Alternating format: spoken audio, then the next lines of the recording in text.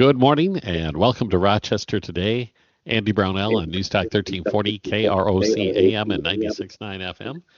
And it's my pleasure to welcome to the program this morning the General Manager of Rochester Public Utilities, Tim McCollough. Good morning, Tim. Good morning to you, Andy. It's great to be with you. Thanks for having me on. Yeah, we've been trying to arrange this little get-together for a while, so I'm super happy we're able to connect and try to get this program on the roll. I guess maybe to start out, maybe you could describe what your job is at RPU and what your responsibilities are. Sure. I have the great pleasure and responsibility to help lead Rochester Public Utilities as the general manager. We have a team of approximately 220 that serve to provide electricity and water to the Rochester community. We've been in existence for 130 years, and I'm just the very tail end of this existence now. I joined RPU about a year ago to help lead. Got a great team of teammates here that help make this happen every day, keep the water on, keep the electricity flowing, and make the coffee hot every morning, which is something that I appreciate. And it's an ever-growing system, that's for sure. In this community, I've lived here my whole life, and the changes I've seen with the municipal utility they've been incredible, and those changes continue, that's for sure. Yeah, I've worked in other communities that have had very little growth. I've worked in communities that have had high growth, and I appreciate communities like Rochester that have a trajectory of growing needs, and we're here to help serve those needs as well. And speaking of changes, the entire utility industry in this country is undergoing a sea change right now as the shift towards renewables takes place. And I know that Rochester as a city has taken a stance to push for, zero carbon emissions at some future point. And that must be a challenge from your point of view to meet the needs of the community for electrical power when it's always growing. And I guess I'll ask point blank, because I've had conversations with listeners and others who have actually discussed the idea of putting in a backup generator at their home because they're worried. We hear the news reports about the Midwest utility grid could be under stress because as the shift towards renewable is taking place and our fossil fuel generators are going offline, there might be a period of time where resources could be stretched pretty thin. Could you maybe chime in on what's happening to, allay those concerns? Yeah, Andy, I'd be happy to dive into those subjects. It's something that I think about a lot. It's something that RPU has been planning for better than a decade, well before my entrance here. And so, yeah, you describe a big shift in the electric industry, and that is true. We call it the transition. We're at a period of time where, with increasing regulation and also just a change in public opinion, frankly, that is leading many utilities across the country and in our region to make commitments to transition power supply away from fossil fuels, away from what we have enjoyed as traditional generation sources, towards a renewable or clean energy future. That would include wind, solar, potentially expanding hydroelectric, and I think nuclear is also in that category, considering non-carbon emitting sources. All four of those are the prevailing sources of electricity that I think are targeted to expand or maintain. And on the other side of that, the fossil fuel industry, specifically coal generation. I started my career in the coal generation industry right out of college. I was a boiler engineer the first day I stepped into the working world. And so I've lived a career through this transition, both in helping build environmental controls on existing coal plants, helping plan for retirements of those coal plants, transitioning those into other fuels. And so, yes, generally, we're in a significant shift. If you look at 25 or 30-year projections of what our generation mix will look like, Largely, we are going to double or triple the nameplate output of all the generators across the United States. And much of that is going to come in additions of wind and solar, big projects that are being contemplated and built today. What is true is that a coal plant cannot be replaced solely by a solar facility or a wind facility. They're different in nature. They operate on different characteristics. Coal plants are very hard to start up. They take a long time to start up. You don't want to shut them off. And so they're what we consider baseload generation, always on, always running. And the reality is our market doesn't operate like that anymore. As you add more and more renewables into a grid that turn on and off with the sun coming up and going down and the wind increasing and going down, the nature of what has to exist to balance those renewable resources is changing. So traditional plants like coal units are not well suited to balance renewables, and so it takes new other forms of generation. We call these capacity resources.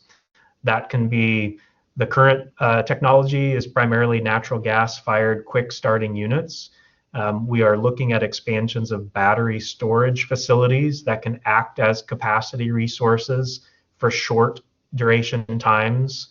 And those are the two means by which we can increase renewables. You have to have the capacity behind the renewables to be able to reliably integrate that. So if you look at Rochester Public Utilities, our resource plan is built upon a foundation of fossil fuels looking back.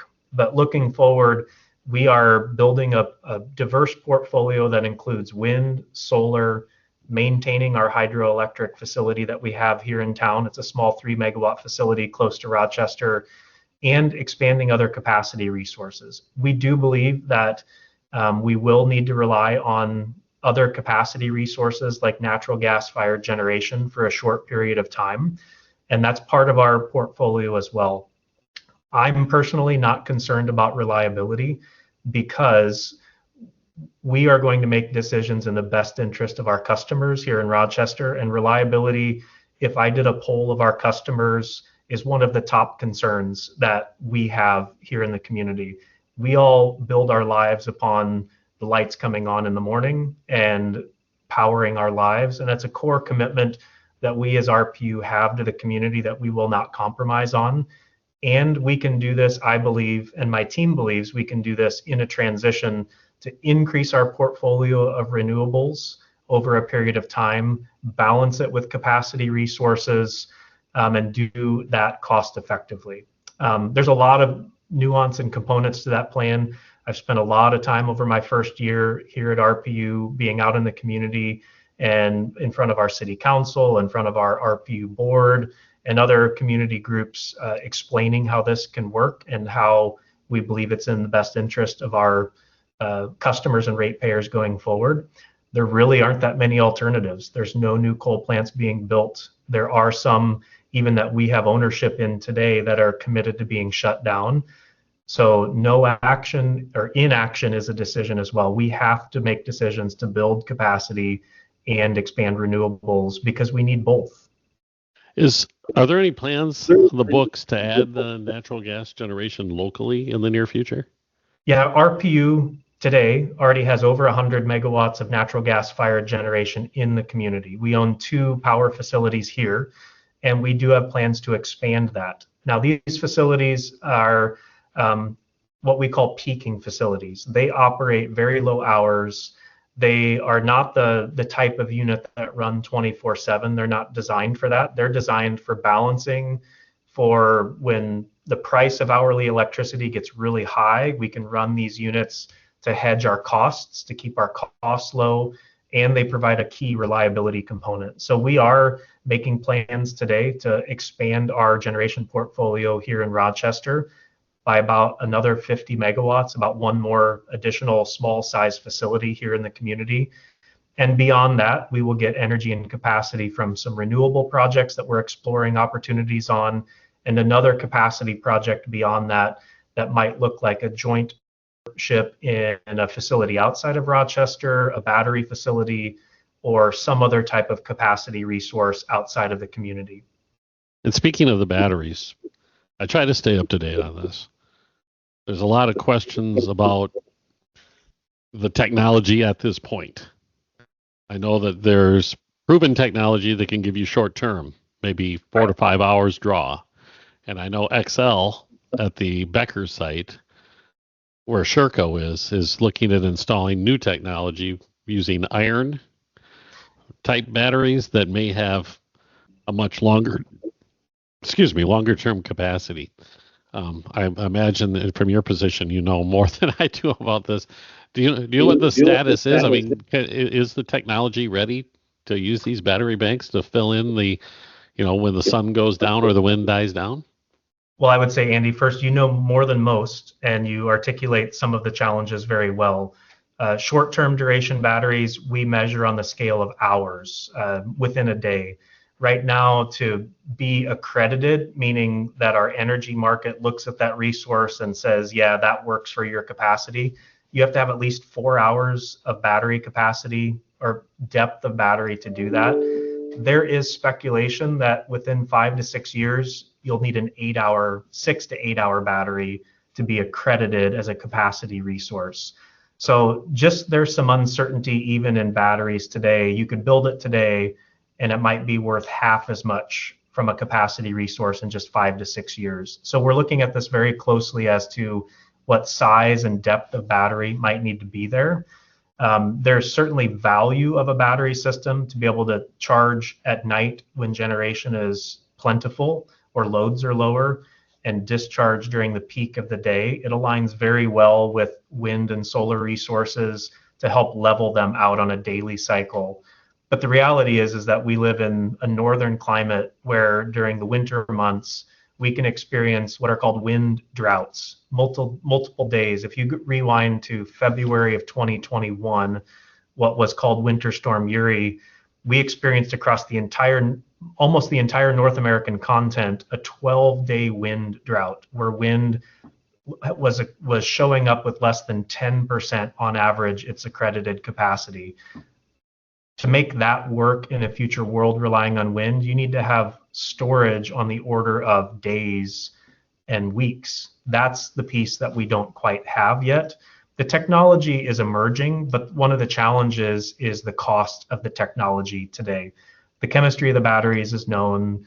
There's pilot scale versions of these projects out there, but to scale them up to the size that we need to provide power is multiple 10x, 100x, 1000x times. All of the installed batteries in the United States today could power parts of the country for hours or less. And so we need storage at that scale that can last days or weeks to maintain reliability. That's why we're exploring these options for battery investments. We know that they're going to be valuable on short-term scales.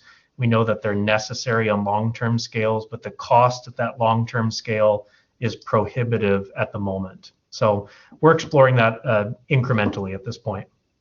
And considering the power supply is interconnected with other communities, it's a grid system, regional grid system, you might say. And we obviously purchase off that grid during times when there's a need for more capacity.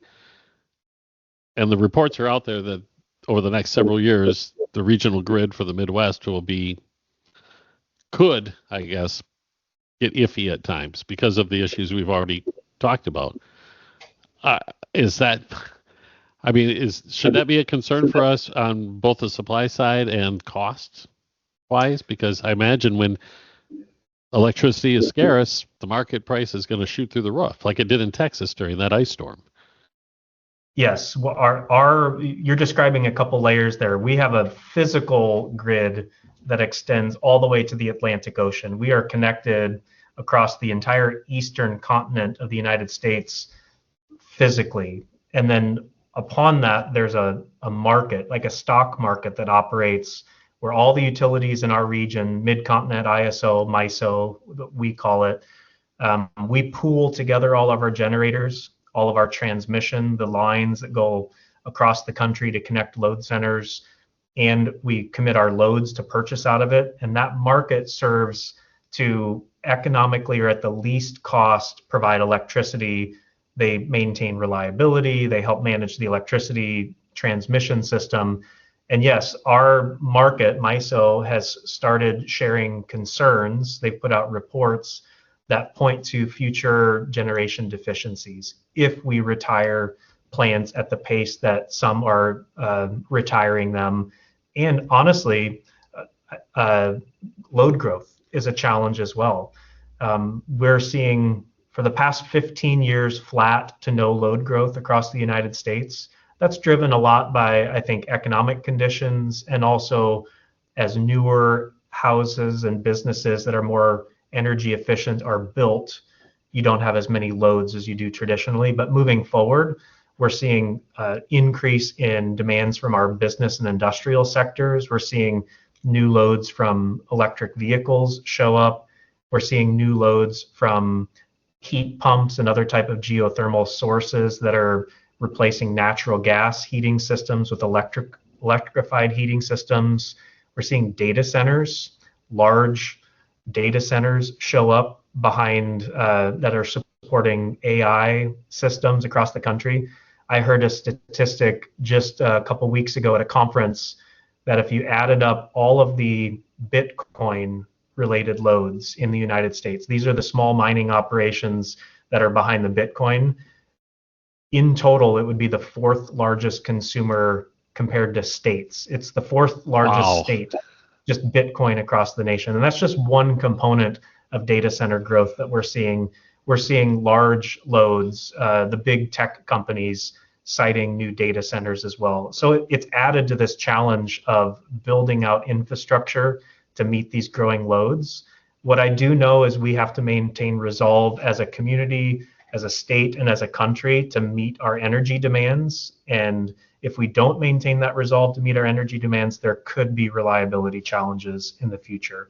That's a component of building more, maintaining what we have, or transitioning what we have into other sources that can adequately replace it. All of that has to happen in concert together.